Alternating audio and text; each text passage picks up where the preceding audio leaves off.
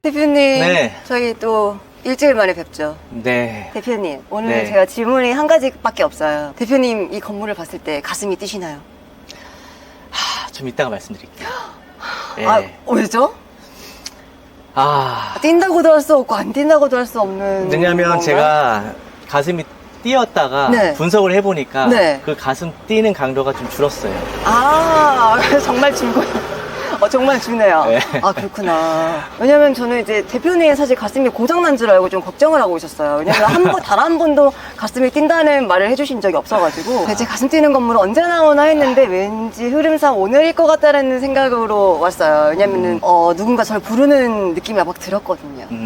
가슴이 완전 쿵쾅쿵쾅 그거는 아닌데 조금은 뛰긴 하지만 단점들이 있어서 또 여기서 해결할 부분들이 몇 가지 있어요. 그것만 해결하면 네. 그래도 가슴이 좀 더 뛸 수가 있어요. 그 그게 관건이에요.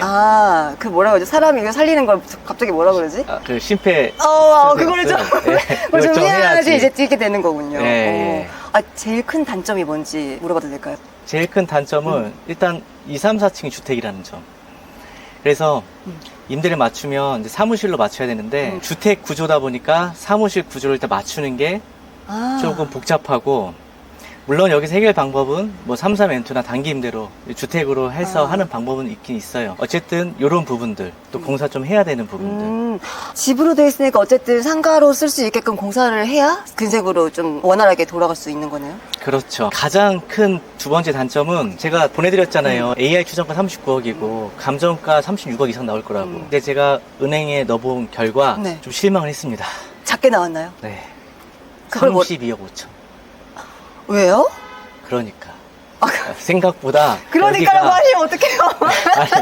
그러니까 여기 용문동이 네. 아직은 좀 개발되기 전 단계이기 전이라서 때문에 조금 이제 저평가로 좀 보는 것 같아요. 저는 사실 저평가가 되어 있기 때문에 들어오면 나중에 이게 괜찮지 않을까라는 생각을 했는데 조금 이른 감이 있나요? 그럼? 싸긴 싼데, 그러니까 제 만족이 다 안 되는 거죠. 대표님이 눈이 참 높으신 거죠? 그럼요. 전문가인데. 눈이 높아야지 근데 참.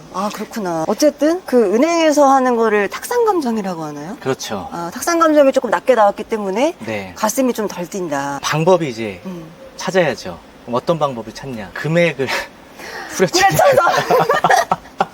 그러면은 내가 감정가가 우리가 기대치고 낮아졌지만 금액을 또 그만큼 깎으면 그렇죠. 세이브가 되는 거죠. 예를 들면 얼마 정도 후려치면 조금 가슴이 뛸까요? 지금 30억이잖아요. 네. 한 26억 5천은 돼야 되는데 26억 5천까지 그러면은 진짜 가슴이 팍 뛰죠. 근데 네.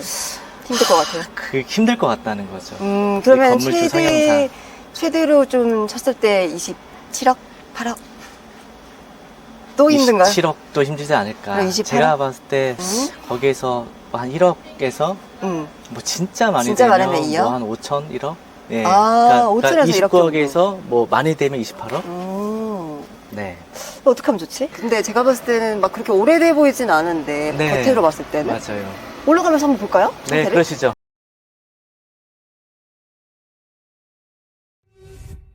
여기가 지금 어디죠? 여기가 효창공원 경의선 숲길입니다. 경의선 숲길. 네. 제가 굉장히 숲을 또 좋아하거든요. 네. 근데 너무 좋다. 산책하기 좋겠다. 아까 단점들을 좀 얘기를 했는데 네. 장점도 좀 궁금하긴 하거든요. 장점은 너무 많죠. 뭐죠? 일단 용산이 있다. 용산이다. 그리고 역에서 3분 거리. 맞아요. 효창공원. 표창공원역이랑 하나 더 있던데요? 여기? 경의선. 경의선. 6호선과 경의선 더블 역세권. 좌로 가면 또 공덕역, 우로 가면 삼각지. 삼각지와 공덕을 또 끼고 있고. 그렇죠. 그러니까 서울의 아주 중심 중에 중심이고. 용산이 또 재개발이나 이런 것 때문에 미래 가치가 좀 높지 않나요? 상당하죠. 여기 용산 업무지구가 여기에서 도보 10분 거리에 있어요. 엄청 가깝다. 거기가 이제 여의도의 2배 면적인데 뭐 단군 일의 최대 개발이라고 합니다. 저도 대충 듣긴 했는데 네. 그래서 사실 제가 보지도 않았는데 일단 위치나 가격적으로 봤을 때 미래 가치로 봤을 때 괜찮겠다라고 생각을 하고 왔거든요. 네.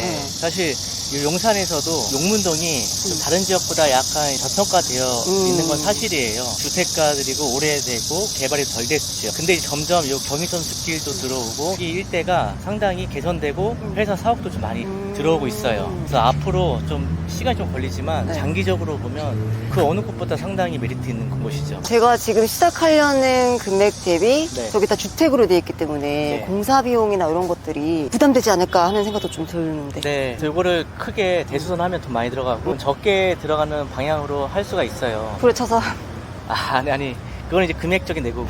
아, 공사에서도 공사 조금. 부분, 네, 공사하는 부분에 있어서 네. 예를 들어 주택 부분을 그냥 다 철거해서 노출로 음. 만들어갖고 주택형 사무실로 임대를 줄 수도 있고 또 음. 하나는 33M 단기 임대로 주택을 공유 공간 임대를 줄 수가 네. 있어요. 그러면은 큰 공사 없이 살짝만 손 보고 임대를 줄 수가 있죠. 여기가 또 용산 직장인들 많잖아요. 맞아, 출장 오는 맞아. 사람. 용산이니까 더 많겠다. 또 외국인도 용산에 많이 옵니다. 맞아요. 그래서 외국인 수요도 맞출 수 있고 또 오히려 더 안전하죠. 예, 입지가 좋아서.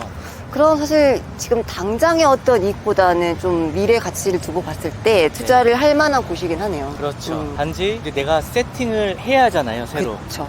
그러니까 이미 세팅되어 있는 건 사실 비싸고 아. 이미 가격이 제값되어 있지만 이런 거는 내가 세팅을 해야 되니까 좀 저평가돼서 디벨롭 할 수 있는 거죠. 그럼 상대적으로 지금 용산에서 30억대 건물 찾는 게 좀 힘든 거죠? 힘들죠, 없죠. 아, 근데 30억이니까 좀 가격적으로도 메리트 있다. 메리트 있고 아. 역 가깝고.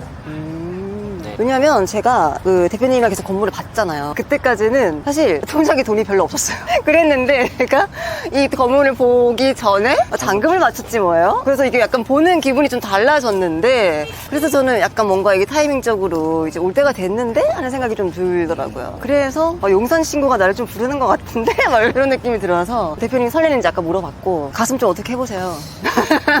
금액만 이제 딱 네. 내고만 되면 완전 베스트죠. 네, 고민할 것도 없죠. 그러면 빨리 가서 하세요.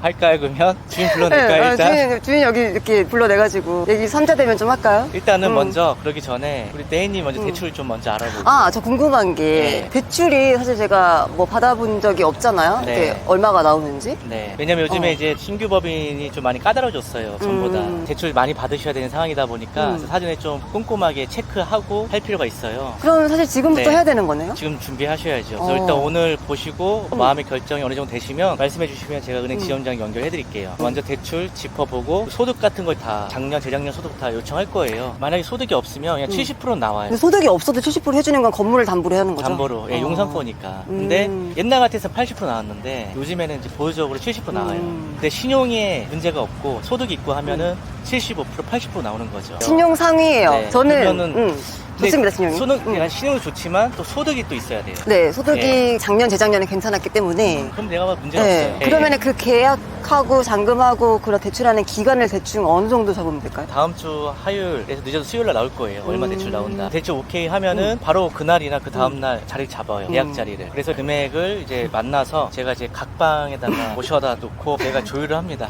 그러니까 걱정인 게 대표님 네. 오늘도 그랬지만 이게 몇 시간 동안 이렇게 계약을 하다가 갑자기 또 계약이 안 되는 경우도 있다고 들었는데 네. 이게 가격적인 문제 때문인 거죠 결국에는? 여러 가지가 있는데 금액적인 부분이 가장 크고 그 다음에 세금이나 건물주 잔금이나 뭐 용도 변경 명도 이런 부분이 다 맞아야 되는데 아까 제가 계약이 깨진 거는 금액은 다 어렵게 3시간 동안 맞춰놨는데 갑자기 그 세무사가 올해 팔면 양도세 나간다 그래갖고 내년에 넘기자 해서 결렬. 양도세.